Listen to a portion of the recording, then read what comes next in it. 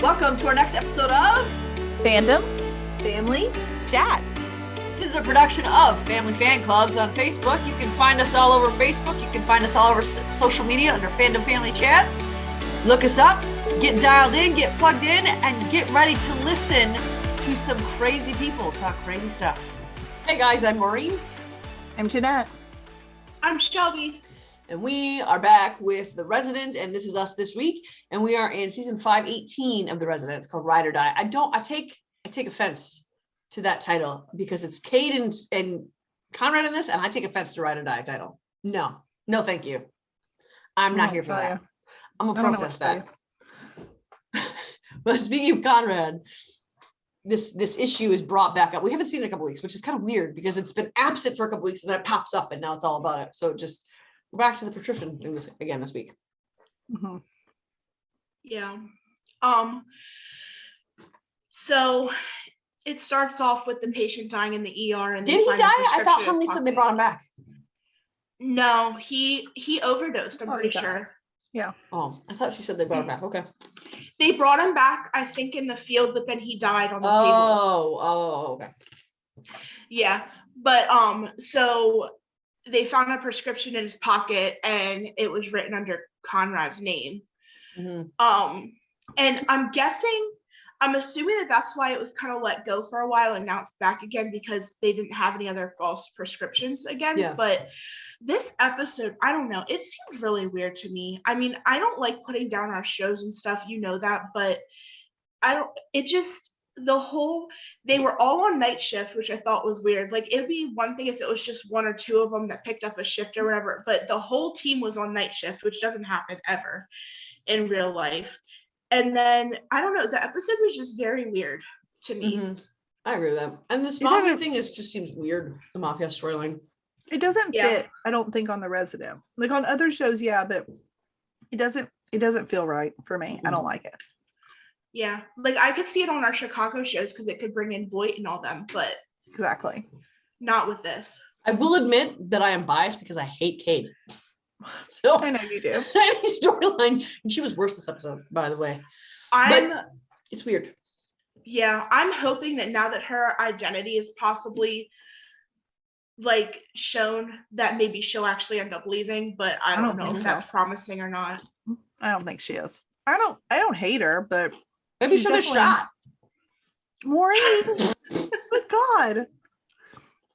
You really hate her. I don't think I've ever seen you hate a character so much. Make it clear. I don't want anything to happen to the actress. Just want to make that very, very clear. Oh my goodness. She was terrible this episode though. Wow. You don't disagree with Conrad. I'm sorry. You don't disagree with him in the field. Well, actually though, he kind of said he liked it.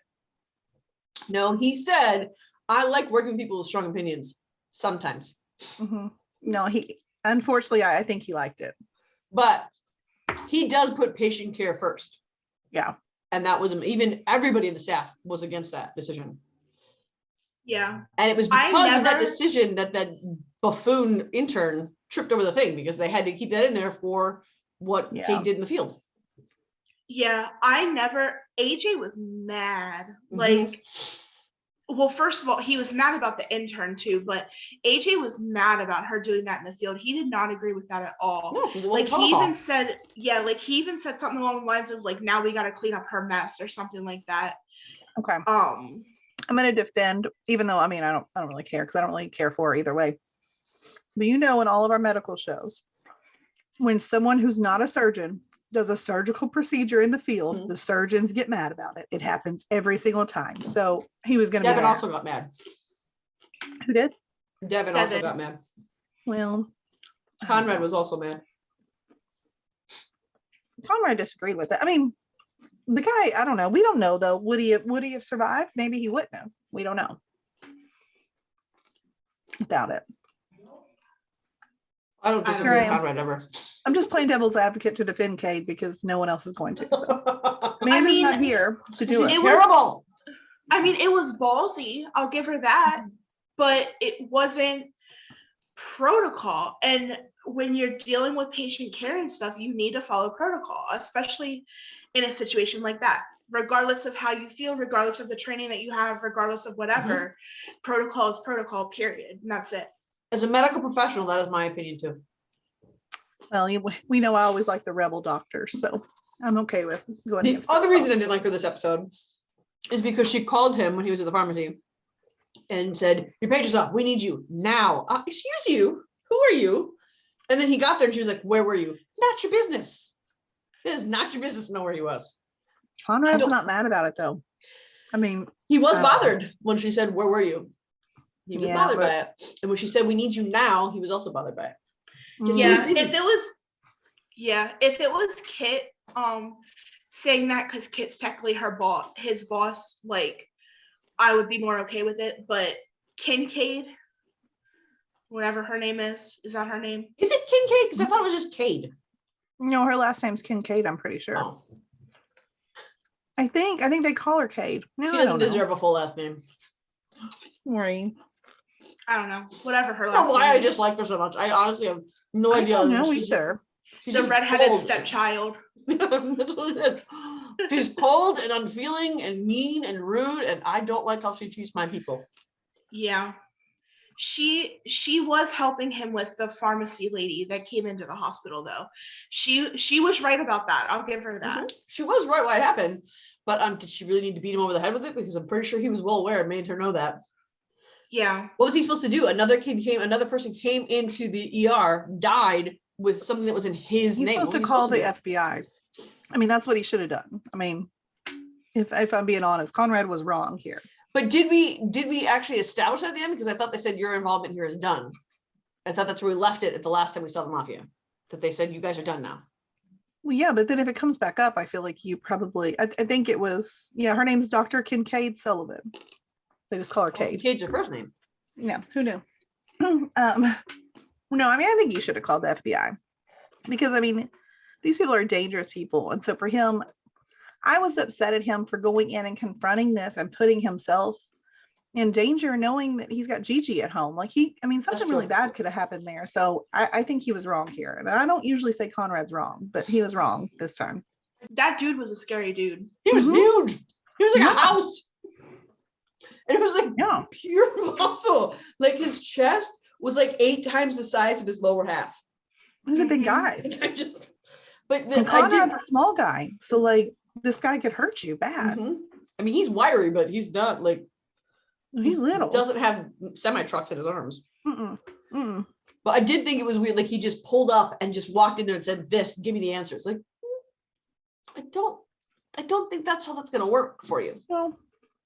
So I did think that was a little like, even for you, Conrad, that's a little bit much. Can I just say though? Okay. No. Okay, I'll finish it. Go. So usually in this show, they over-explain things, right? We've talked about this before. They over-explain things. This episode, they barely explained anything. And like there has to be a happy medium. Like, I don't know. Like I know that we know like some of the medical terms and stuff like that, but it was just, I'm going to say it again. It was way off base for the resident. And I don't know if it's just me or, well, I know you guys feel that way too. Like, it was weird to me. Like, I don't know. The whole night shift thing threw me off to start off with. And then just like the whole vibe was weird. It was off. I agree. There was one time when they like, it was when AJ and Devin were over that patient that was the pharmacy worker. And AJ went into detail over not only what was happening, what they were going to do, how they're going to move forward. Like, I was like, dude, can you talk as you work? Like, you don't have to do this. But then you're right. In other scenes, I was like, I think I understand what just happened there. Yeah. Maybe I know what's going on there. So like some of the things were explained well, but I did think in the surgery room, in the OR, I thought that they did handle it better than they did the last couple of weeks. Because the last couple of weeks, we kind of just saw them stand there with their hands up, explaining everything that was about to happen. And then we didn't see a lot. But this time we like, saw more of what was happening. I mean, there's still some things I didn't understand, but that, I don't know. It was just, I think that you're right, Shelby. There does have to be a happy medium in there for whatever reason, because they used to be very good at that. Yeah. There's just too much dialogue or there's like no, I wanted to say something else, but we're not talking about that yet. Yeah, I don't know. The whole vibe was off this week. I didn't like it at I will all. say I like this better than this was better for me than the last 2 weeks though. But there was, I wouldn't say that I wouldn't give this like a good grade, but it's better than the last couple of weeks for me. Yeah, I don't know. I thought at first I was being overly critical because of watching the other medical shows, but if you agree too and you don't watch I can't talk apparently. If you agree and you don't watch any of the other ones either, then I mean, it might not be too far off base then. Because why I fell in love with The Resident, I mean, I was going to tell a tiny fib there. Started with Matt Zucri. Yes. Because he was Logan Huntsberger. That was when I saw the preview for The Resident, I was like, oh, that's Logan. Okay, I'm watching this show. And that was how I got into it. But the reason I fell in love with it was because The Resident was very good at balancing relational with medical. Mm-hmm. And the medical was always high, it wasn't necessarily high action, but it wasn't like the way they're doing it now where they're just explaining everything instead of showing everything. It drives me crazy. I can't stand that. Like they used to be, like every show used to be a really good balance of relational, and then you see them working and they're explaining some of the things, but they're not, because that's not how doctors talk to each other. Yeah. I get that you want the audience to know, but you're not going to explain every single micro detail of the procedure to another doctor who should already know what that is. That bothers me more than anything, because like other shows don't do that. Like we watch, I mean, most recently I've been watching Chicago Med, and they have a way, and they do still explain it. They still use all the terminology of, round of epi, and they do all this stuff without, like, they're just standing and discussing it. Like they're doing it as they work, like probably like you would actually do, because you have to call out things so that stuff can be recorded, and I understand that. But yeah, I think, was it you that said in our chat that it felt a little soapy? Because I agree. And I think the high dialogue is what makes it that, where you just sit and you just talk so much without any like action. And I don't know why they got away from that. I don't know why they made this, because it's just this season. So I don't know. I don't know where the disconnect, but this whole season has been a lot of. And I think it's just this half of the season. Like, I don't think it's even been like. Because the first half was better. I'll give you that. It's been since Nick died, and I didn't even love Nick. She was not my favorite character, but it actually has changed since she's been gone. Mm-hmm. And like the best example I have is that one with the pastor who was sick that they all knew. First of all, we didn't know you all knew him, and I get that they introduce characters like that all the time. Fine, whatever. But then Conrad starts talking about how he's struggling with grief and he's coming back up again. Like, what? Since when? Since when have you been struggling with that? Because I haven't seen that. So just like in these, so it's that on top of the dialogue that's not. And again, I know that we say that we don't come to our TV shows to watch reality, because reality around us sucks. Right. Well, it's not that we don't want it to be realistic. There's a difference between realistic and reality. We don't want it to be all COVID. We don't want it to be all doom and gloom. We don't want it to be all war. We don't want it to be all the stuff that's going on in the world right now. All divorce. We'll get to that in a little while. We can't relate if it's not realistic either. So there has to be that balance. And I just, for whatever reason, this last, I don't know, maybe, what did you say, 4 or 5 episodes? It's just I just want it to feel natural. Like, I don't I just need it to feel natural. And right now it doesn't feel natural. No, at all. Yeah. So back to the pharmacy. That pharmacy was shady. Okay. When I seen it, I was like, I wouldn't be like that's something that I would expect in like downtown New York or something, not in Georgia. Guess maybe it's downtown Atlanta, which is not exactly a like happy place either. So I mean, I don't know. It was shady, but maybe it was because it was at night though. We're in the night shift. I don't think so. Even inside there, like it looked like the walls were supposed to be white, but they were dirtied yellow. So it was like, I mean, what kind of pharmacy? It was open super late too. Is this like a 24-hour pharmacy? They were just closing. Well, that just seems like it's open later than any pharmacy I know around here. Well, I mean, if it's running by the mafia, it's corrupt. So yeah, exactly. Well, I was watching on my TV, because usually I watch on my phone. I was watching on the TV, and like I was literally like playing with the brightness. Like I thought something was jacked up with my TV because it was weird. Like it was really shady. But anyway, back to the pharmacy. So the lady acted like she didn't know what he was talking about, but then finally he talked her into pulling files. And then when she went back to the basement or wherever she was to pull the files, there was that big dude. Yeah, that big dude came out from the shadows. And apparently he was watching them because he knew that Conrad was there. Mm-hmm. But not with an earshot because he had to ask what he was there for. Mm-hmm. Yeah. So I don't really She know was how. clearly afraid. I mean, could you imagine being cornered Yeah. in what's already a shady pharmacy building in a dark basement with no one to hear your sounds except for you and this dude? Scary. I would have peed my pants. Yeah. I just want to know how he ended up poisoning her because Yes. I'm not I taking don't a know. drink from that guy. Like, no freaking way. I'm not taking a drink from that dude. And I it was agree. around her mouth, so she had to have eaten it or drinking it or something. It was on her hands and in her mouth and in her pee. So she had to have drinking it. So I don't know, unless he like knocked her out and forced it. He might have forced it, I guess, maybe. But still, they never told it. For all the over explanation they do, they never told us how it got there. No Of course, idea. they probably don't know because Maybe they don't. Yeah, they don't know either. They could have speculated. They speculated in dialogue everything else. They could have ran off some ideas for us.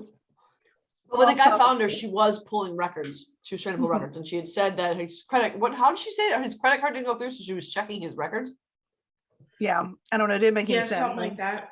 It was a really bad lie, girl. So like, Yeah, no dude. wonder he figured you out. Your face with this mammoth. Has anyone ever seen Game of Thrones? Yeah. No. Isn't there a guy called the Mountain in there? Yes. That's who this guy was. Yeah. You need to lie a lot better when the Mountain is standing in front of you.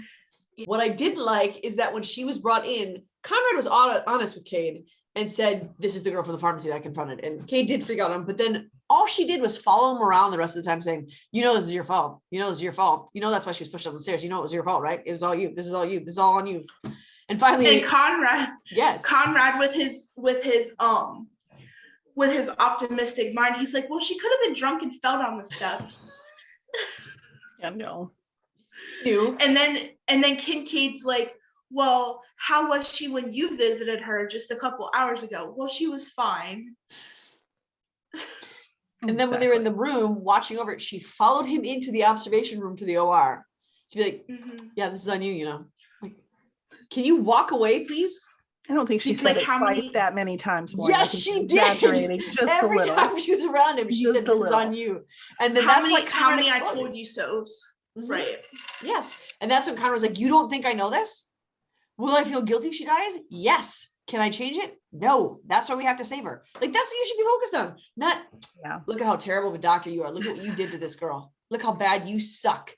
Can you maybe focus on saving a patient instead of how much you want to be right?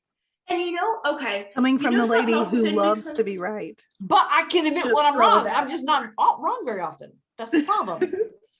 I try. Go ahead, Shelby. You I know didn't mean another to- thing that bugged me about this one though? Is it about Cade? No. Well, Oh. kind of, a little bit. They were in the MRI place, so like the neuro, whatever. You're gonna have the same bugging I did, I think. Go ahead, keep on. looking at the thing, and then whoop, light bulb, it clicks what's going on. Then they run to the emergency room to try to stop dude from doing whatever. Why aren't you calling security when you're halfway across the hospital?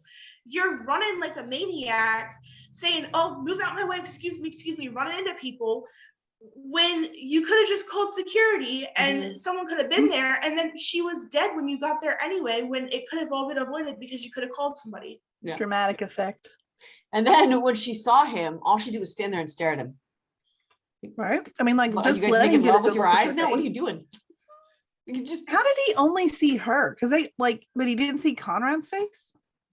Conrad ran in the room. Or no, Conrad was running somewhere else. He was running kind of next door. Yeah, I mean, It's because they she were stopped and all- Conrad was in motion. I just feel like But they were all very close to each other, that he probably got to look at Conrad as well. But Conrad doesn't matter though, because She's the rat. Kincaid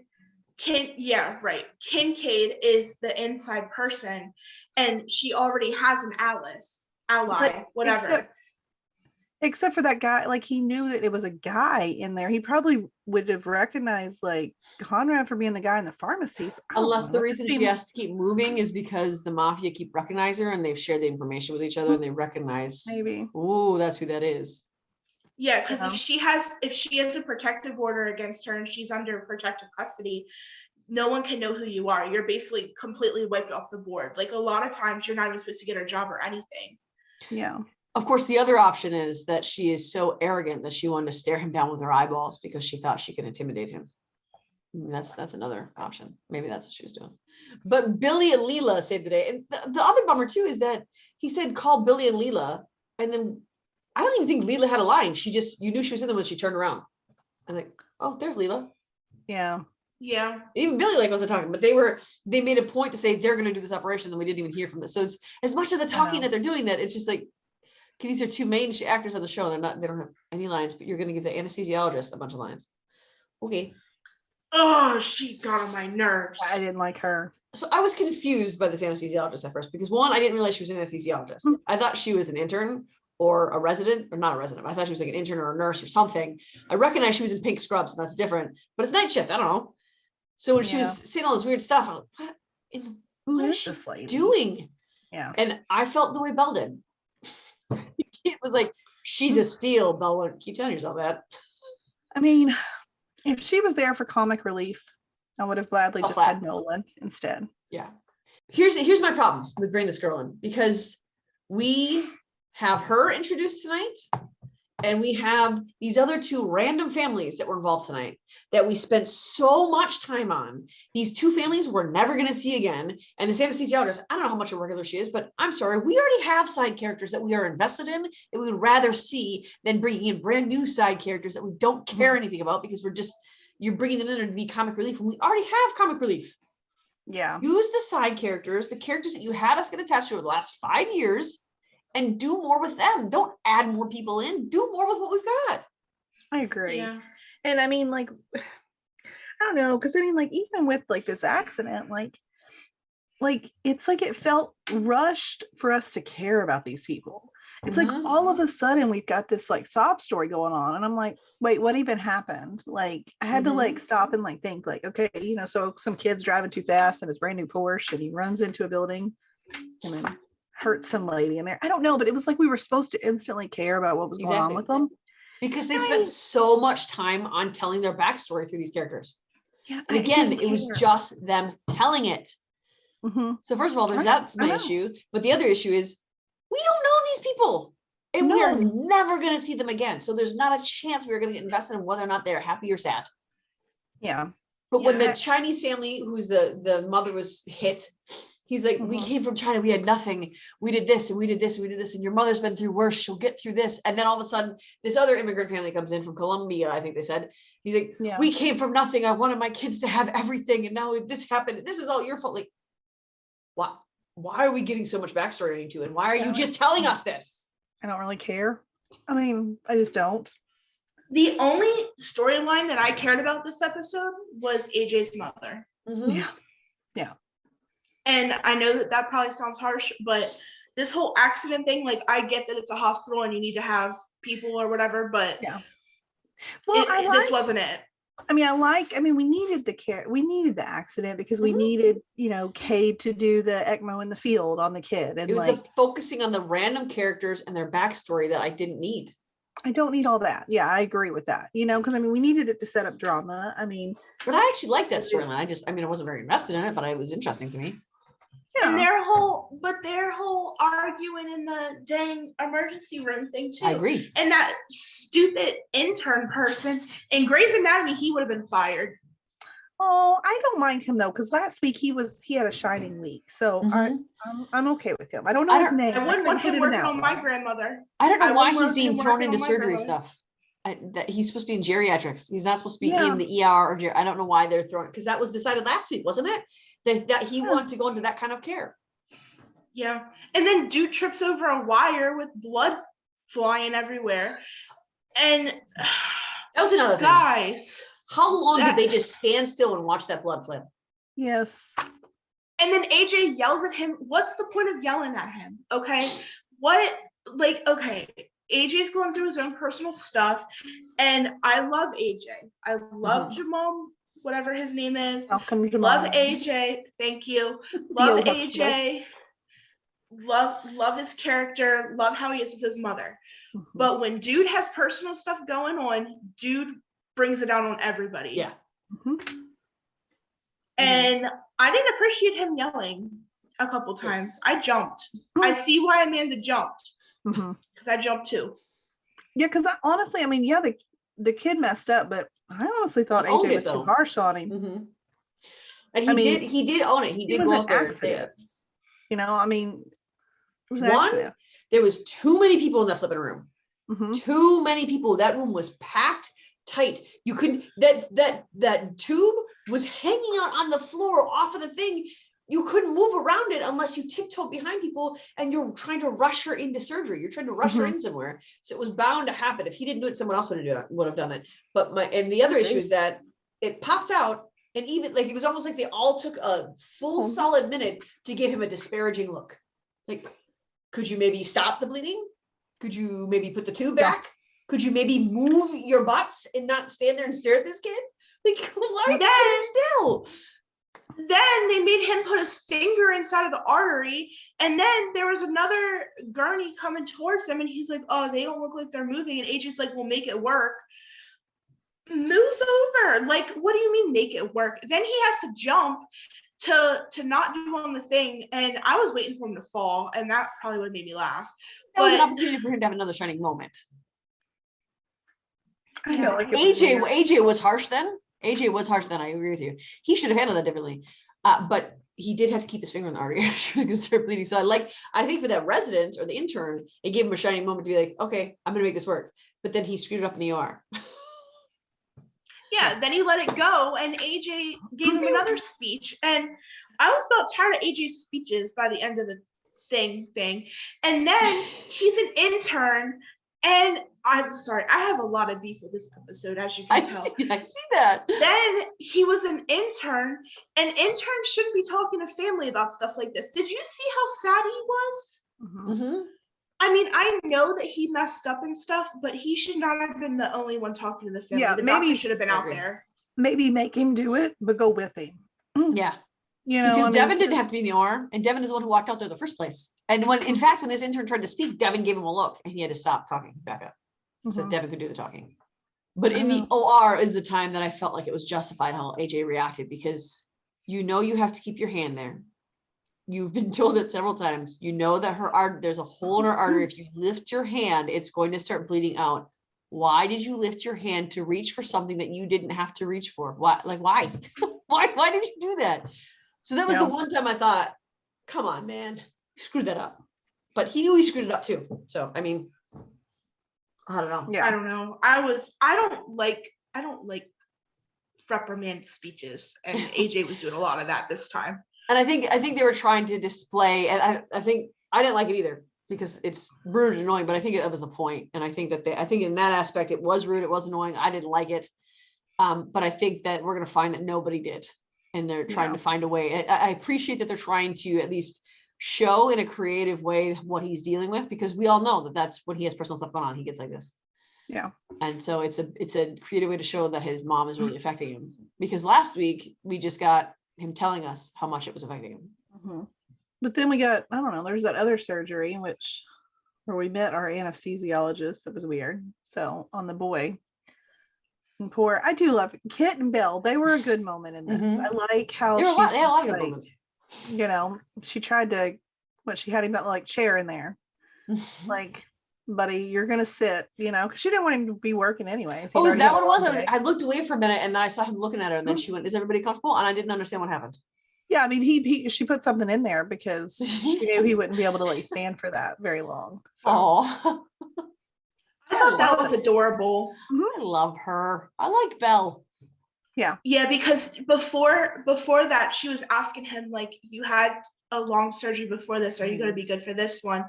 And he said, yeah, he'll be good. And then when they got into the thing, he said that there was a chair sitting there, and he said, who put that there? And she's like, is everyone comfortable? Like, she just changed the subject. And then, like, you saw him kind of sitting down, like, doing what he had to do.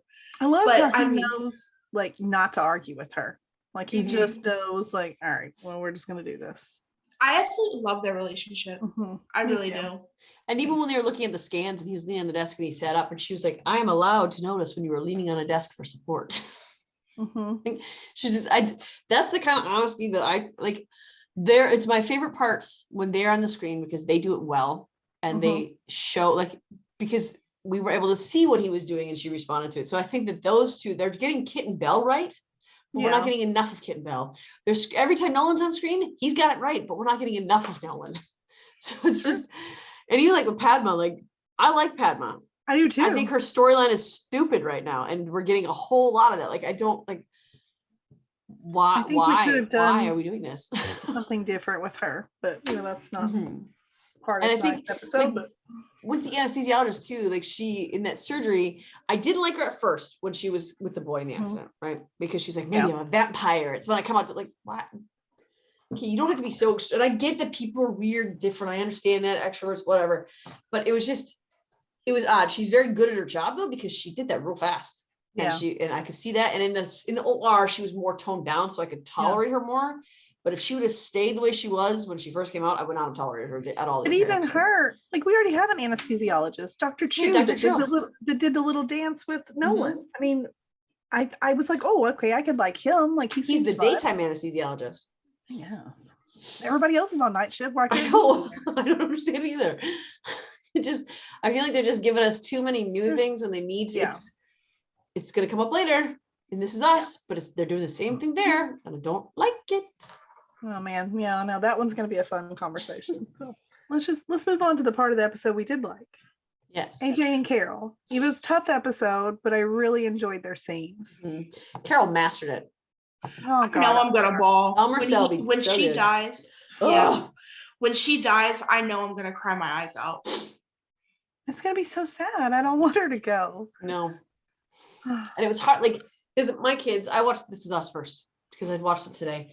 Because I was like, well, I'm gonna cut this part out. But I thought Tiffany will be on there, so if I don't get to the resident, it'll be fine. There's enough people. So I watched This Is Us first and the resident second. So my kids were home when I was watching the resident, and then and as he's crying, telling her the cancer spread, it's to your brain, you have 4 months to live, a couple months to live. My kids are like, Mom, no, not the same thing. No, okay, no. It's not the same thing. Do not freak out. And so it was. So all of Carol's scenes, and I think that's kind of why. First of all, Summer Selby's a fantastic actress, and she just does her part so flippin' well. So that I relate to her, but also because of the cancer story. Like I feel like I'm more emotional with all of her scenes, because then there's that moment of panic for me that, what if that does happen? And then, especially because I usually am watching when my kids come in, and if she's on there and they're talking about a cancer patient, then my kids start to panic. And so it just brings so much more emotion to the table for me when I watch her scenes. So hers are always like the most that I'm connected with is every scene that Carol is in. Yeah. I was okay with her stuff. Like I was A-okay until when AJ was talking to her and he started like almost crying. Like you could see he was holding it back. And I was like, I'm gonna lose it here. But I was okay though this episode, but I know that when she dies, I'm gonna cry. That's gonna be a really hard episode. Really hard. Well, and I mean Malcolm Jamal Warner, and he's a phenomenal actor too. So I think he's gonna absolutely kill those scenes, and it's gonna be.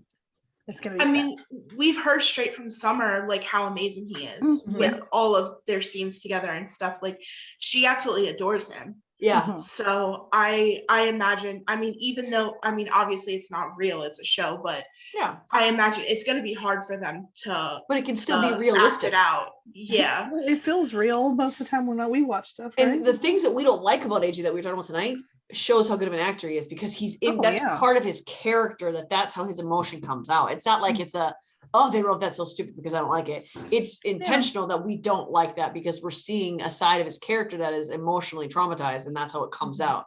So we understand that about it. So we don't like it, but we understand where it comes from, and that makes it good. And even when he was talking to Devin, when they're looking at the scans, and Devin's like, so you know the prognosis, and AJ flipped out. Yes, I know the prognosis. I'm a doctor. And I went, technically you're a surgeon, but still doctor. Yeah, you're still doctor, but they just, And Devin is working with cancer patients, and he was just trying to be there. And I love that Devin didn't back off. Yeah. Because Devin also understands. This is AJ's pain coming out. And he waited a beat. He didn't leave. He didn't abandon him. And that comes back to what AJ said to Trevor when we first met Trevor, is that abandonment stays with you your whole life. And it's like he's pushing people away when he's upset because he's expecting people to leave, or he doesn't want people to see. But Devin stayed. You saw what happened when he stayed. AJ apologized. Yeah. And I like that they set up with hospice too. And it seems like her nurse is going to be really good. I mean, like you could see that now the one thing I was confused about is she still in her own house, or is she living with AJ? Oh, it's her house. It's her house. Okay, because when the nurse set up like her bed and stuff, she'd said it's not in the bedroom. And the nurse said, yeah, that your son wanted you closer to the bathroom than the kitchen and stuff like that. Mhm. And she said, your house is really nice. And she said, like, yeah, I like it here or something like that. So I wasn't sure if, I don't know, like I took it like it wasn't her own house. No, I'm fairly certain that's her house. Yeah, I think that's so. because I think even when his dad was still alive, that was the house they were in, Mhm. if I'm Okay. remembering correctly. I think mean, I could so. be wrong, but that's what I remember.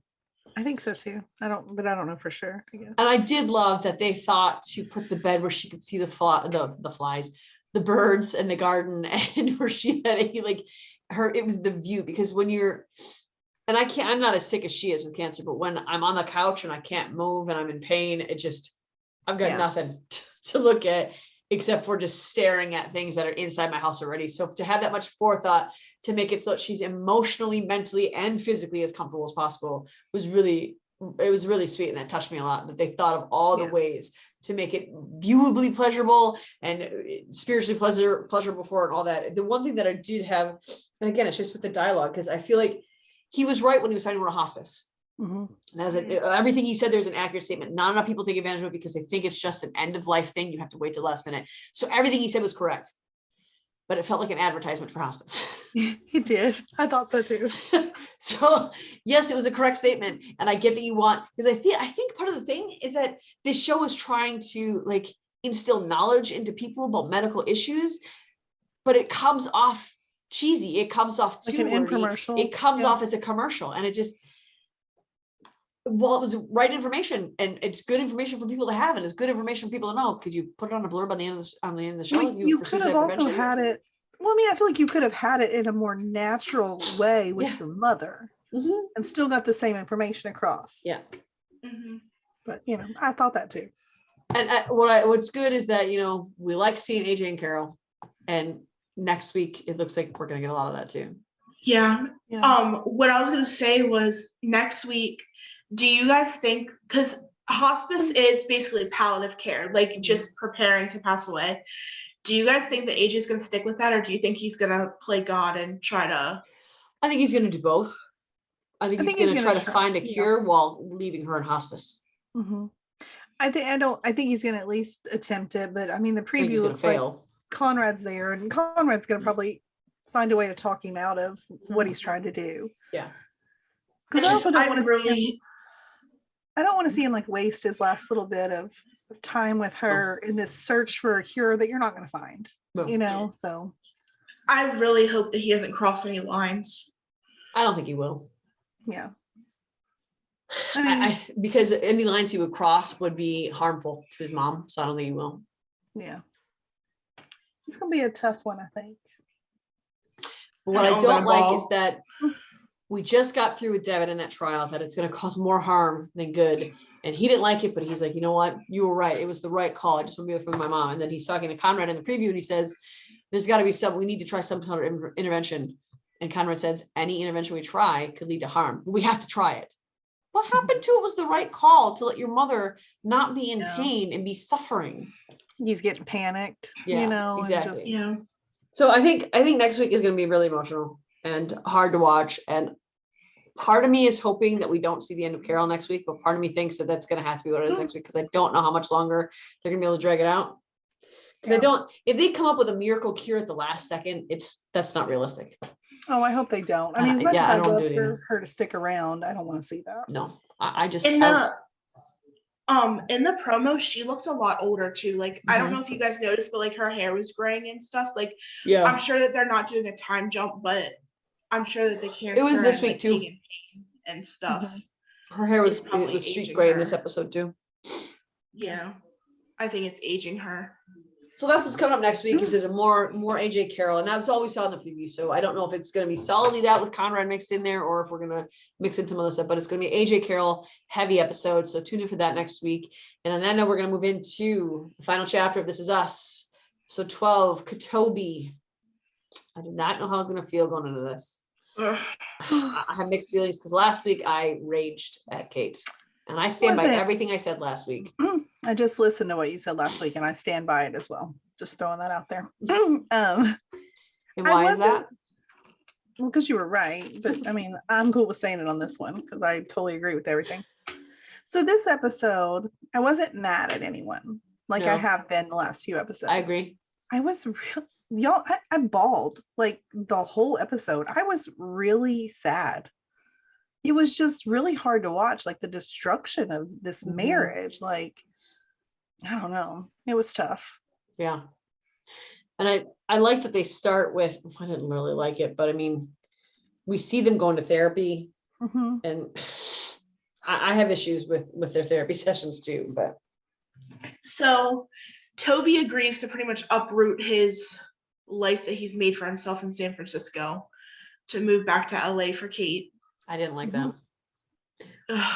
That was the first step of Shelby's rage in this episode. I get why he did it, but I think that I would be okay with it if I didn't know it was going to end in divorce, because he gave up everything that he worked for, everything that he fought for something that wasn't going to work. Yeah. Yep. And what made me mad is, and I could be wrong about this, but what made me mad is I think that Kate took advantage of the fact that he said that he would do anything to keep the marriage alive. And I think that she was already done at that point. I think she was mostly done at that point. I think that she was still wanted to hope though, because I think I think she was done with the marriage, but I don't think she wanted to get divorced. I don't think she wanted to have a failed marriage. I don't think she wanted it. I think in Kate's mind, and I mean, and I'm trying to find a way to, like, I don't know. I don't want to blame her for this. So like, I'm trying to find a way not to. I think in her mind, she honestly thought if Toby's back here, things will get back to normal and it will be okay. So I think she thought by him moving back to LA, they're going to do therapy, everything would just work itself out. But then it didn't. And I think she was ignoring that there were other issues underneath all of that. I think in her head, it was just the distance. Kate, in my opinion, is a lot in denial. And not only that, but I think that Toby resented her for having to give up his life in San Francisco. Sure. And like, you could kind of see it in his face, like whenever she would ask him how his day was and stuff. We hated his job. Yeah, like he was kind of like, it's okay, but like he never really went into it that much. But I think that it kind of, because he still loves her. I mean, you could tell that. And I think that it kind of made it a little bit better knowing that she loves her job and she's happy and stuff. But at the end of the day, like, there has to be some resentment there. I mean, he gave up everything for her. I'm sure. Yeah. And then she wanted to go see the therapist and she couldn't even make it to the dang appointments on time. This was the only one that I wasn't mad at her about, because at least her excuse was that it had to do with the kid in the school. But here's the problem though. Toby said, I'm mad that you're late again. So we aren't seeing all the other times she's been late. Yeah. No, I mean, he said like, you don't have to spend 20 minutes talking to, and that one I do agree with her. I talk and I converse constantly with my kids' teachers because I agree with her in the fact that the way that I treat them and the relationship that I build with them will affect the relationship they have with my child.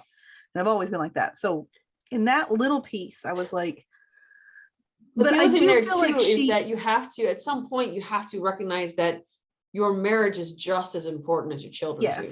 Yes.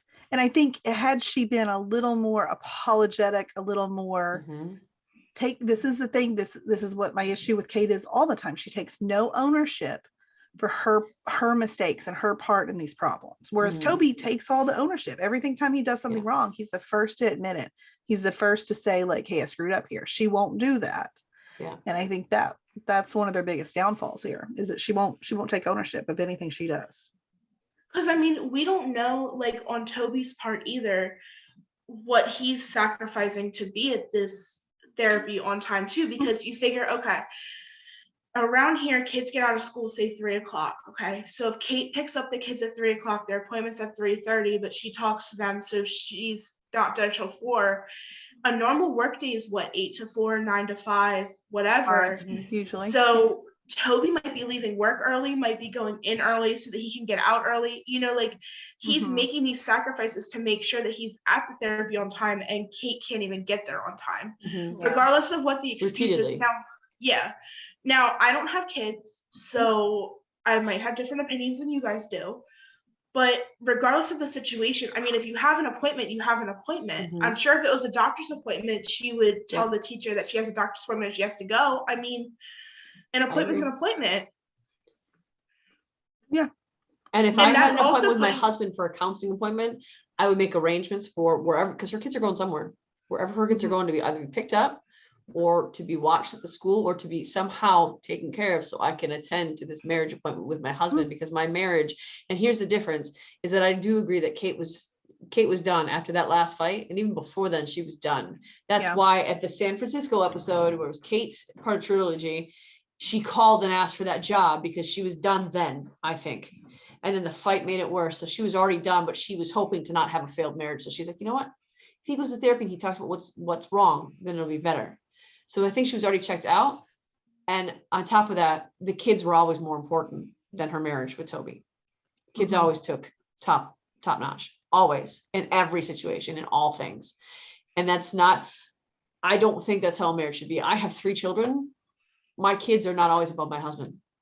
Yeah. I have to stand by my husband sometimes. And there are times when, I'm sorry, you know what, mom and dad, they need to go. And that blew my mind when the therapist is like, when's the last time you went on a date? Just the 2 of you. Because they don't. Because Kate, and I get your kid has a disability. I understand that. I do. But you also have to care about the other person in your marriage. You made a commitment to honor and love that person in sickness and health, for better or for worse. You made that commitment. They have to be important to you on some level. My kids, we have date night. Sorry, your dad and I, this is our time now. We're not with you right now. It's your dad's and my time right now, because we have to put into this relationship. You only get what you put in. So that was my thing. And the other thing with therapy is that they weren't being honest in their therapy sessions. And when they were honest, like when he said he was mad that she was late again, Kate acted like he had zero right to be upset. She was late another time. And we don't know how many times. Maybe it's every time. They've been going there for 16 months at that time. But she got mad and then he left. Yeah. And I wonder how many times that happened, because the very first therapy session we see, it's them complimenting each other. That's not reality. You're there because you have a problem. Talk about your problems. And neither one of them were doing that. Yeah. So therapy was never going to work. Right. Yeah. No, I agree. And I mean, like I said before, I think that Kate's in denial big time. I mean, I think that Toby sees the issues to an extent, but he also still loves Kate. And I think that he's trying to like brush it under the rug. But with Kate, I think that Kate's in like full blown denial. Like she doesn't see what she does wrong. She doesn't see that things that she does is the problem. She thinks it's all Toby. And honestly, her dad shaming Toby too, that was making me mad. Like I know like he's been away and stuff, and that's fine, but he's not as bad of a dad as what Kate makes out to be. But then Toby saying what he said about Jack wasn't right either. That was the one time I was like, whoa, Toby, too far, man. I get where he's coming from, but the way he came at it was not okay. Yeah. And I think it was a low blow.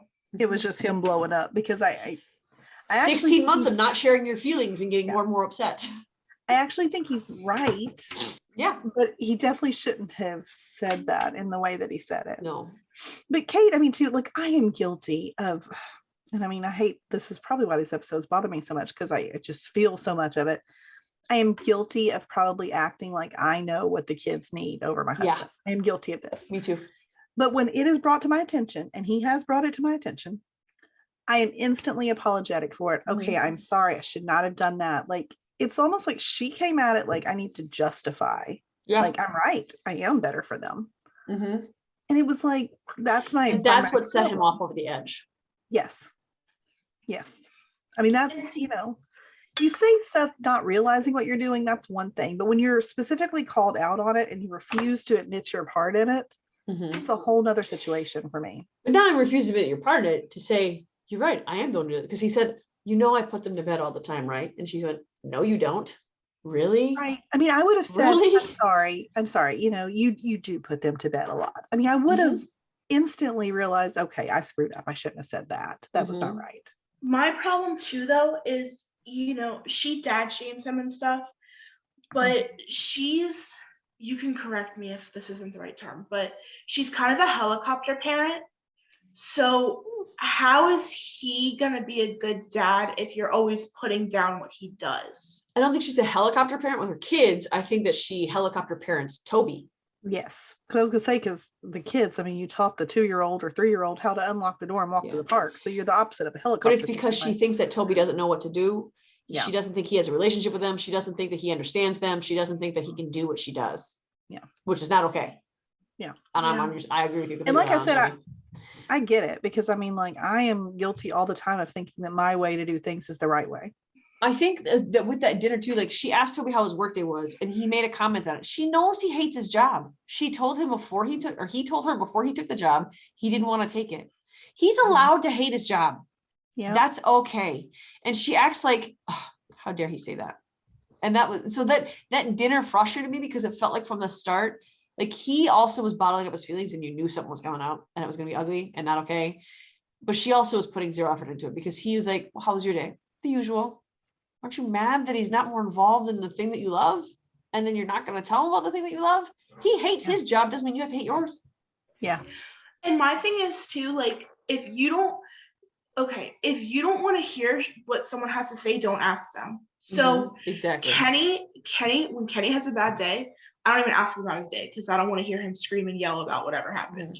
You don't ask about his day. When he's ready to talk about it, he talks about it.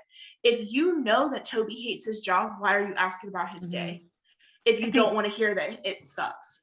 It's just, I mean, it was showing that she's done. They're just going through the motions at this point. It's what you do. They come home. Hi, honey, how was your day? It's just what you say. There's no real feeling behind it. And that's what's going on. I mean, that's not what I say. If I know that if I know that you had a bad day, I'm not asking you. Well, that's because you actually would probably care whether the day was good or bad. I mean, like, she's just doing it because she feels like that's what she's supposed to be doing right now. Oh, so like she's basically just doing it because it's the right thing to do. She doesn't actually care what he has to say. I mean, they're putting on a show that they're trying to put their marriage back together, but nothing has changed. Gotcha. At that dinner, though, their fight, and then Jack hearing them and throwing that little toy in the toilet.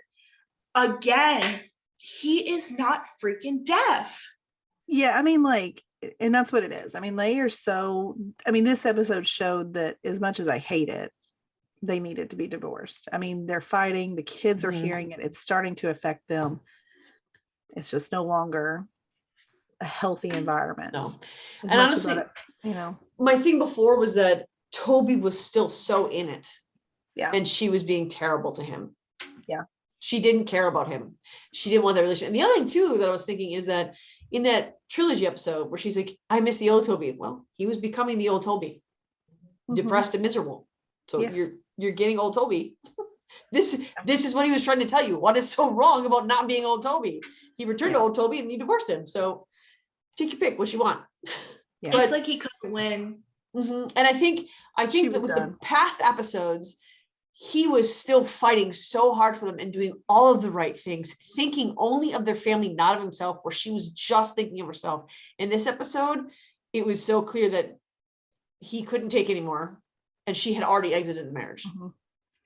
His comment of when he said, like, the reason he's miserable is because she's around. Oh, that was so low. Oh, that hurt my heart. I wish he hadn't said it, but at the same time, it was just, he just blew up, and it was just what came out, and it was probably accurate and true. And I mean, the reason that I was putting off watching the episode is because I don't like watching her act the way she's acting. So yeah, I can't say I blame him. I mean, no, I agree. And I mean, this episode though, I was not mad at Kate. No, I really wasn't, because I just saw a woman who just wasn't in love with her husband anymore.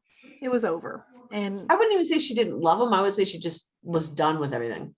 Well, I mean, I think she probably still loves him as her partner and the father of her children. But as far as like being in love with him, I think it was done. Yeah. It was over. I was annoyed with her at the therapy sessions, but that's really it. Yeah. But I was annoyed at Toby at therapy sessions too, because he wasn't being honest there either. Mhm. You can't, Yeah. what was the point of spending over a year in this when neither one of you is even going to be honest remotely in those sessions? What is But the see, point? with him, I feel like he was basically like to the point where he didn't want to get a divorce. He didn't really want to be with her, but he didn't really want to get a divorce either. So he was to the point where he was ready to just put up and shut up. Like he just wasn't going to say anything. They were just going to go through it if they had to go through it and just basically deal with it, which that's not right either. I mean, you've got to be happy because I mean, what are you showing your kids? And in the flash forward, we see they're much better parents when Yeah. they're by themselves. I mean, I know that we're getting a little bit ahead here, but they're much better parents and they're much better as friends as well. Yeah. Yeah. And I think the hardest part for me, part of it is because the little boy Jack is so flippin' cute. Every time he speaks, his tiny little voice is just so cute. I love it so much. Yeah. But when they were going through divorce proceedings, and I appreciated even how they did the divorce proceedings. It was one mediator. They didn't both get a lawyer. They just went to the mediator. We just want what's best for the kids. We love each other. We just want we don't want to be miserable anymore.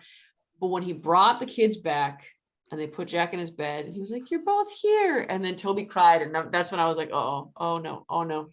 And that was like, aha, that hurts. And I felt for Kate. That was the first time in a long time I was like, oh, Kate. Like I felt for Kate in that moment too. And I haven't felt for her in a while. When he said too, like, I guess that's the last time I'm going to kiss my wife. Oh my God. It was like daggers. It was like, oh my God. Like, it was just sad. I'm telling you, I bawled the entire episode. Like this has been the episode that I've cried more than anything now. It takes the cake over the necklace debacle. I didn't cry that much in this. I teared up a lot and I got emotional a lot. I only cried in like 2 scenes. I didn't cry at all. But at all. I also like though that they mutually came to an agreement that Kate was going to stay in the house, Toby was going to move. And then, Toby also, and I don't know if this was a flash forward or not, I was getting mixed up. But anyway, I like that Toby was making a conscious effort to make sure that the kids were comfortable in his apartment. Well, like, first he got that depressing apartment, and then he went after the divorce was final and found a house. Yeah, and like I liked how he made Jack's room how Jack's room is at Kate's house, so that he was more comfortable and knew where things were. And like you could see like the shoe rack was exactly how his was at Kate's and stuff like that. And I just like, for me, with Kate accusing him of being a bad dad so much, I'm like, would a bad dad do this? Exactly. And I think, honestly, I think that was Toby's breaking point. I think that's where all his frustrations came in, because I think she kind of made him feel like he couldn't say anything about the kids, because every time he did, it was an attack. So he felt like, I'm sure it was a lot of insecurity. Like, I guess I do suck. If every time I say anything, it's wrong, it's terrible, it's horrible. That's sort of right back in Thanksgiving. Like, I'm not allowed to say anything about my kids' food. Yeah. So it's been that way when he had to say, near tears, I'm not a bad dad. I'm a good dad, but you suck all the joy out of being a dad. And that's what she was doing. So I love that Kate pointed out in this episode that because he kept saying, this isn't how our story ends. This can't be how our story ends. But she pointed out this episode that the kids are happier when they're with him, because he doesn't, and she hit the nail on the head. She said, because I'm not around to influence how you parent. The kids are happy with you and you're happier. And I'm happier because I can do it the way I need to do it. And so that was a good thing too, that they came to that realization. And this is the first time in a long time I saw Kate actually being loving to Toby by letting him get out from under this, because he was going to end up wanting to kill himself again. Yeah. This is her letting him go lovingly. And I liked her little speech about how this isn't how our story, that our story is not over, even though the marriage is. That part made me emotional. That made me cry. Yeah. And then, like she said at the end, you'll understand it one day. And then on her wedding day, Toby called her and was but before that day when she said, you'll understand it someday, he said, Kate, I promise you that will never happen. Oh, I know. So I want to know how many years later she gets married to Philip, because that's when he realized. I think I read it was 5. Well, if you see, like, I mean, Jack looks to be probably at least 8 Did or we 9 see Jack? Oh yeah, because we saw him when he proposed. when he Yeah. proposes. So I would say it's at least 5. I mean, at least. So Yeah, I think I read that it was 5, but I could be wrong. Mhm. That sounds right. Because that would make sense too about Rebecca's decline a little bit too. Yeah. I mean, speaking of Kate and Philip, I was upset that it wasn't upset necessarily, but it did bug me that I'm sorry, you just spent how much of your life with this man who's the father of your children who you claim to love, and it wasn't enough. And that same day you go and you you hang out with Philip the same day. And the reason it bothered me is because on her engagement party, she's like, this is the song that changed everything. It was the day of her divorce. Like, yeah. that was the day that you fell in love with him, was the day of your divorce. That's a problem. But I guess she'd been out of it for a while, so. Or maybe it was more of like, maybe it's not the day she fell in love. Did she say it was the day she fell in love? She said the day that changed everything for them was a very hot day in Koreatown when they sang this song. When I wonder, was it necessarily when she fell in love, or was it just the day she realized that she could be happy again? Because I feel like, the day of your divorce was kind of a sad day to realize you could be happy again. well, not if you've been depressed and like That's miserable in your marriage for a long time, and then it might be a sense of relief. Yeah. In a sense of like, okay, my new chapter starting. And Mhm. I really liked Philip this episode. I did too. But to be fair, I've always kind of lot. liked Philip. I didn't like that he was going to end Katobi. Yeah. But Philip always makes me laugh. Like always. He's always made me laugh. I liked him a lot, and I Mhm. liked the way he treated Kate. I mean, Mhm. I'm I don't annoyed know. about how much I liked him. I was too, to be honest, because I didn't want to like him because I felt like I was betraying Toby if I like him. But I do. I like him a lot. I like that talk that he and Toby had in the bar. When Mhm, he's I like that too. how about those Rams? We don't have to do the small talk. Oh, thank God. And I liked how Toby, once again, not a bad dad. Mhm. I can see that you and Kate's relationship is getting serious. This is how I want my kids to be treated Yep. when they're around you. Do not yell at them. Blah, blah, blah, blah, blah. Whatever he said, I don't remember. Does a bad dad do that? No. And I do like, I really, really enjoyed Philip's response to that. I actually laughed out loud. Like, What about British people don't he's yell? like, well, British people don't yell. Even when we're upset, we just kind of scrunch up our noses. But apparently he's never met Gordon Ramsay because that is not true. Gordon Ramsay's a different sort of beast. He's quasi-American. Oh, I thought it was British. He's British, but he's quasi-American because he spends so much time here doing all the shows, and they love his anger and frustration. I think it's mostly in play. So he's adapted the American spirit. But I think in the Mexican restaurant, so we talked about them in Koreatown, but the Mexican restaurant, I loved what Kate had said when they were outside, because she needed a minute. She touched his hand and freaked her out because, oh, I'm feeling things. When they went outside, and she said, I love what she said to Philip, that first of all, that she married a wonderful man who loved each other. It wasn't enough. How did she word it? She said that they were both so afraid of pushing the other away that they just never talked about their feelings. And that is an accurate depiction of what happened in the time that Toby came back to LA, and that whole 60 months is they were both unwilling to discuss anything that came close to real feelings until it exploded in a really ugly way and it was over. Mhm. And so she was, and her speech to him is, you only date twig-sized women and you're a womanizer and you avoid everything messy. And she's like, and I am not a twig-sized woman, single What did he mother. say? I liked what he said back to her, like making his You're joke. not skinny? You're not. I just thought it was funny. It was just a cute little like. Every time he says that, but his story made me cry. Yes, how sad. That was horribly sad. Oh my goodness. Like to carry that amount of guilt and shame around with you for that long. And it makes sense why he's not he's trying to find something real, but it's not making him happy. So he ends it. Yeah. Yeah. I mean, I liked getting to know his backstory. Like I don't know. I like Philip. And it's a connection there too, because Kate struggled to get pregnant at first. And his wife struggled to get pregnant. So he knows that. And it's nice that she already has 2 kids that he loves. So that's not going to be a point of contention. Yeah. The womanizer thing too.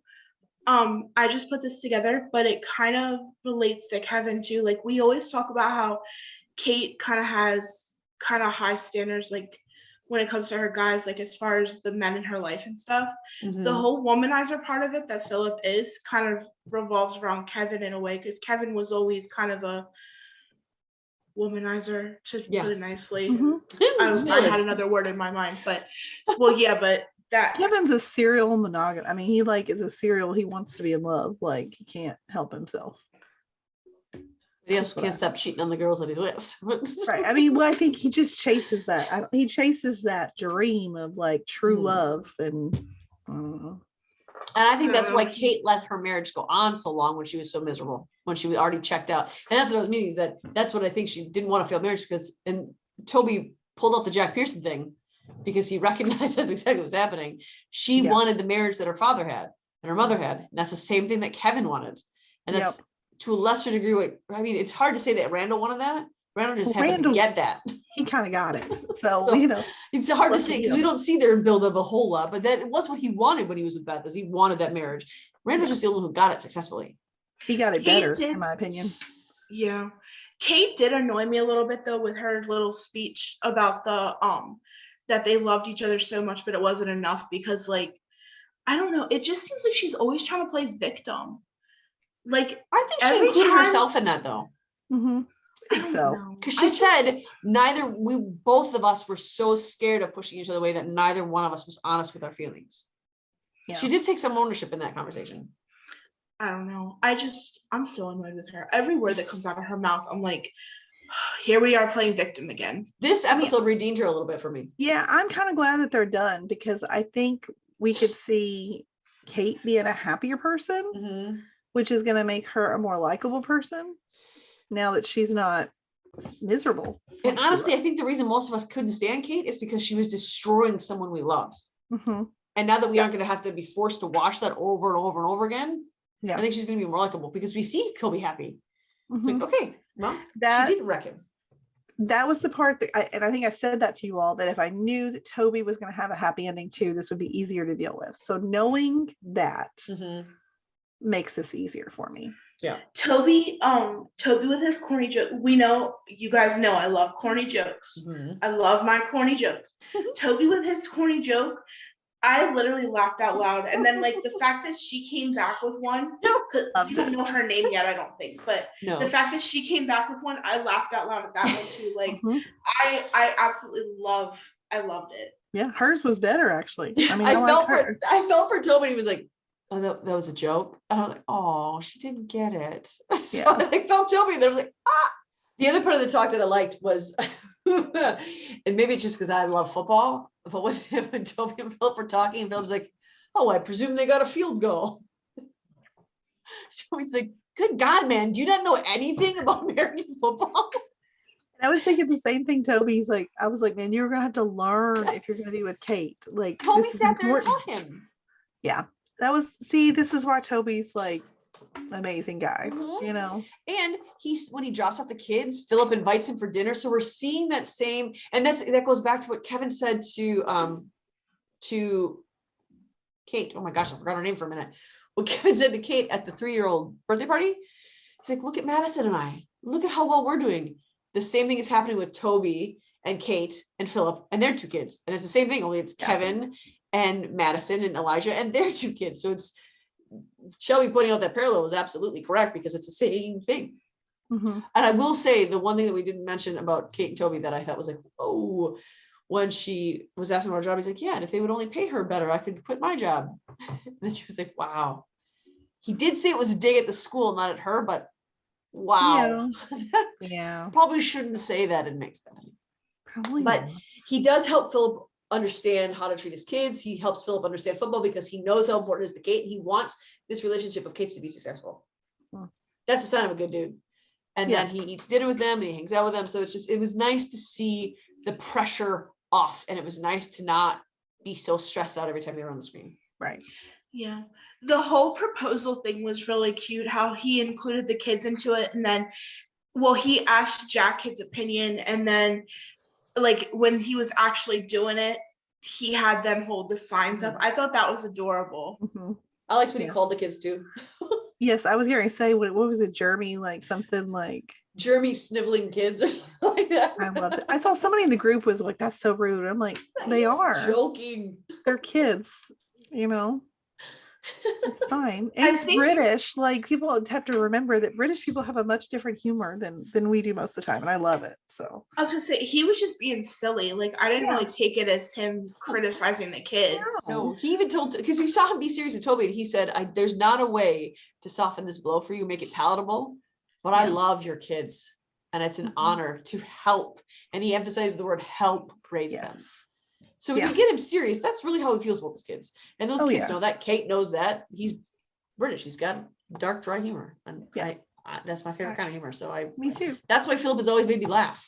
But then, like we've talked a little bit about, there's a lot of flash forwards, like Yeah. to different time periods. And that was kind of nice just to see kind of where this was all going to go. And not just with like Toby, Kate, and Philip, but like with some of our other characters, we got to see just a little bit of stuff too.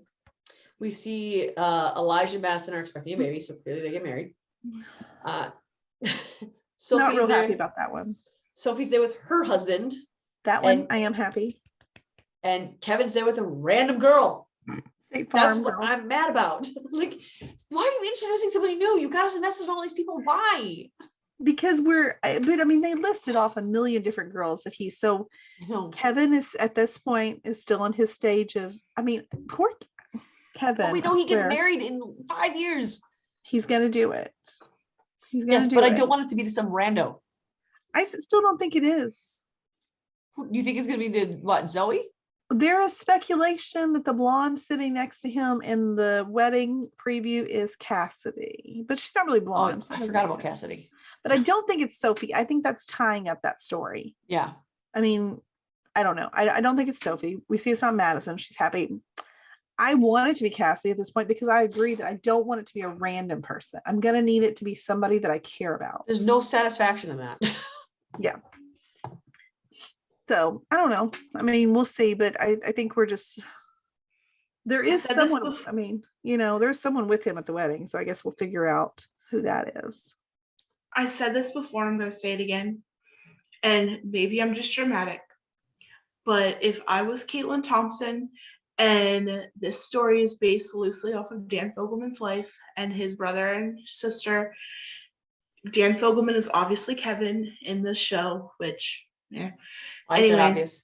Because he's the writer, he's the movie star writer guy, right? I thought it would be Kate's off based- personality, Um, but I don't know anything about Dan Fogelman personality. either. I So don't know anything I- about his personal life I at don't know all. either. I'm just assuming because Kate's based loosely after his sister. That I knew. So I'm yeah. just assuming that because Kevin is a movie star / Maybe. writer, whatever, he's probably based, and he's got to be the hot guy because he's the writer. But anyway, I mean, Randall's I'm hot just too. saying. Yeah. I mean, But Randall's black, and Dan Fogelman is white. well, Does Dan that's just- Fogelman have a black brother? I don't don't know. think- I didn't no. do this much. I didn't do that much research. Okay. This is Shelby's off on the the fly. fly She here. has no idea. Okay. Can we please get back to what I was saying? Because I am Go. Continue. squirrel. Okay. And if I get off of this tangent, I'm going to be off of it. And I'm not going to remember what I was saying. If I was Caitlin Thompson, Dan Fogelman's wife or girlfriend or whatever she is at this point, and the story is based loosely off of Dan Fogelman's life, if she does not end up with Dan Fogelman in the story, I would have been pissed if it was me. But I mean, Caitlin Thompson isn't really Caitlin Thompson in the show. I get that, but wouldn't you want to end up with, why would you want your husband to end up with somebody else? Maybe Dan Fogelman is actually Randall, and Beth is Caitlin Thompson. I'd rather be Beth than Madison. I mean, if I'm Maybe being he's giving her honest. the highest compliment imaginable. I don't know. I'm just saying, that's just how my brain worked with it. I did Trying like to look it though that they had the new big 3 party, and that's what the banner said. I thought that was so cute. Yep. I like that. It's a way to incorporate Jack into the birthday still. Yes. I was struggling though for a minute because I was like the new big 3, and then I was like, oh, it's Jack and the twins, and I was like, no, it's Haley and the twins. Mhm. Yeah. I was like, I mixed it up, but Yeah. Yeah. 'Cause they got the same birthday. The other thing we Yeah. see at the engagement party is Rebecca's hair is different, but she's struggling because she was like, when she was congratulating them, she couldn't remember Philip's name for a minute, and you could see Philip take a deep breath in. After a few minutes, she got it, and he just went. Yeah. That made me laugh too. How relieved he was, the deep sigh he let out. So Rebecca's is 5 years approximately in, and she's starting to forget current things. So that's it. Which we saw that a little bit last week because she couldn't remember Jack Damon's information for the hospital stuff. Yeah, but I mean, I struggle to remember my kids' hospital information stuff too. So if that didn't hit me as hard as not remembering Philip's name. Mm-hmm. Oh, okay. But I mean, it might for some other people. Just for me, it didn't, because I don't have a memory for that crap. So I read a theory, and you know how in the flash forward Kevin has on a wedding ring and like they're all at Rebecca's hospital bed and stuff.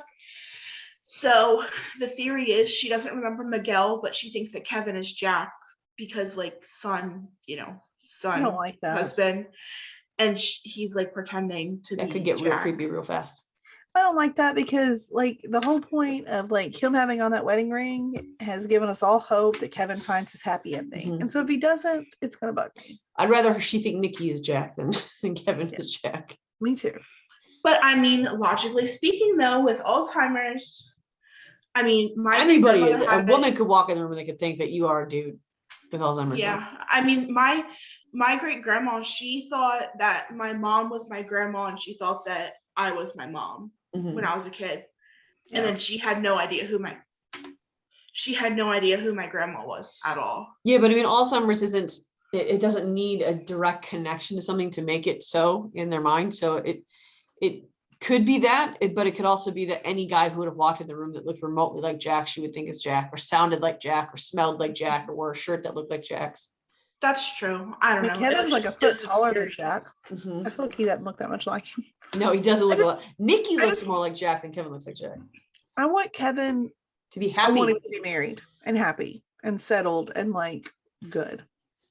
I hope it now my hope is for Cassidy, because I don't think it's going to be Sophie or Madison at all. So It's got to be I Cassidy. don't want it to be Zoe though, because they Well, don't no, want Zoe the same never- things. Zoe never wanted kids, so like that That's just what I'm saying. doesn't They don't work. want the same thing, so I don't want to be married to her. No, But maybe she never wanted to have kids. Is what some of the theories are. Is that I don't think she wanted a family. Yeah, She didn't seem that good with Randall and Beth's kids. she just wasn't. That wasn't her thing, you know. yeah, Like she wanted to be the cool aunt, but that's Mhm. doing all the rebellious stuff with the kids. It's not actually being a parent or a role model.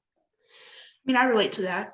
which Yeah. I know people can change their mind on that. If I mean, it's But I hope possible. it's Cassidy now, because I hope there's it's more, because, and here's the main reason why, that storyline has been built up over time better than Mhm. Zoe's, I think. And There we built saw up it. Zoe and Kevin more, but I think the substance of Cassidy and Kevin Yeah. was built up better. And we know And- that Cassidy is still going to be in the picture in some way big for creep. him. So and at the cabin, like when they had the family dinner and stuff, I don't know, it just felt really familiar. Yeah, kind natural. of like, yeah. So I just think they hopefully would. that. I mean, they would take time because neither one of them were in a place. But I Mhm. think given time, it could get there. And that would mean that both of them, who we like both of those characters, struggled greatly and overcame it and are doing well and happy. So Mhm. the last thing we see is Jack's performance. And I love that we got to see Philip and Kate and Toby and his wife. Mhm. And I like that what we saw first was those two talking to each other, laughing, or those four talking with each other, laughing and getting along. And then we Yep. hear Jack say, "You're both here." Like, Yeah. come on, man. I know that was cute. That was cute. He's got a good Yeah. voice. I really I enjoy feel listening. like Toby and this new lady are kind of like a parallel to Nikki and Edie. Yeah, could be. Yeah, Mhm. I can see that. I hope that we see more of them. I miss them too. Mhm. Yeah. See, Nikki, like Philip, has my heart because he's hilarious. Hmm.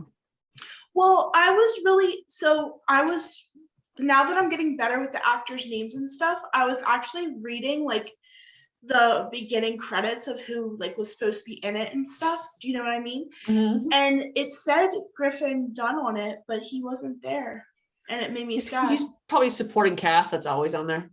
If he's a regular, then it's just always. So next week we do get more of the wedding, and we get a lot more drama and questions and things.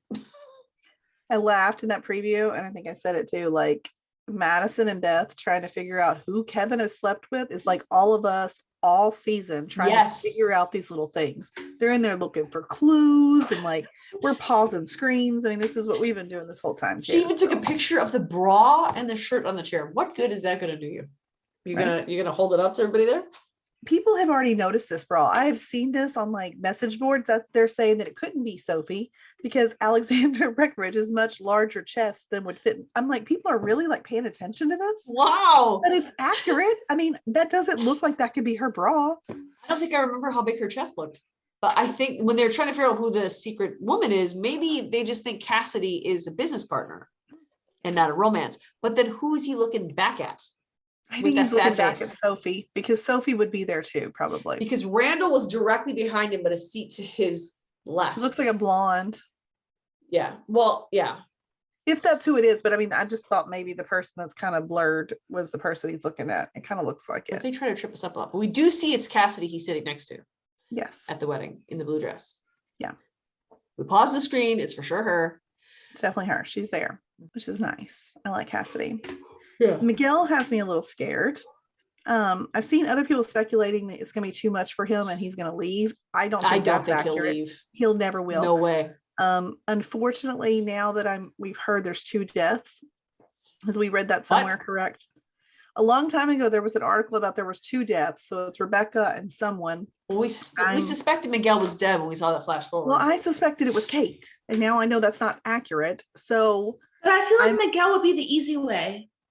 But now seeing the stress that this is going to put on him, it's very possible. Because there's no way he would abandon Rebecca. There's no way. If that happens, I really do hate this show because that is not Miguel. No. And why over 6 years give us this nonsense to frickin' do that? That would be the one, like the Katobi thing. Yeah, that makes me mad that they built us up and they built us up and they built us up and then took it away at the end. That upsets me, but it would upset me more over Miguel and Rebecca because that predates even the show. Yes. It goes way back in the past to now. So that would just be cruel. It'd be awful. No, agreed. And we know that there's a Miguel episode coming up, so maybe they'll do a Miguel episode and then. Yes, because we want to know how they got together. We're gonna find that out, right? That too. I hope so. We found out how they got together. But I want to see it. Mm-hmm. Oh, okay, gotcha. And Rebecca forgetting that Jack's dead. That's sad. Then she gets upset with Randall for saying Dad's been gone for a while now. And for Randall, like, Dad's been gone for a while now. Remember? Obviously, she doesn't remember because she has Alzheimer's. So you could have just said Dad's been gone for a while now. Oh man, that's tough. At Kate's wedding. Oh, that's gonna upset Kate. Mm-hmm. Yeah. So next week is gonna be, I think we'll get some questions answered. I think we'll have more questions, and I think that we're gonna find some people unraveling as we see our matriarch falling apart. So tune in for that. You can join our Facebook group that we have for The Resident, which is The Resident Chastain Family Fan Club, or you can join our This Is Us group, which is This Is Us Pearson Family Fan Club, both on Facebook. Remember, when you join those groups, to be kind to each other. We have a no bullying policy, and I know that this show is very realistic, especially This Is Us, and we know that it's hot topic, but we request that everyone be kind to each other so we can keep the conversation fun and keep it drama free and just have fun adults talk with each other about the show that we all love and adore. So make sure you check that out. So until next week, which I'm not sure we'll bring you next week because I wasn't smart enough to look ahead and I don't know what's coming up and what's not coming up, but we get stuff coming for you next week, so watch out for that. Then I will see you in a week. Bye guys. Bye. For our listeners craving more, you can search for all 16 of our groups on Facebook by searching Family Fan Club.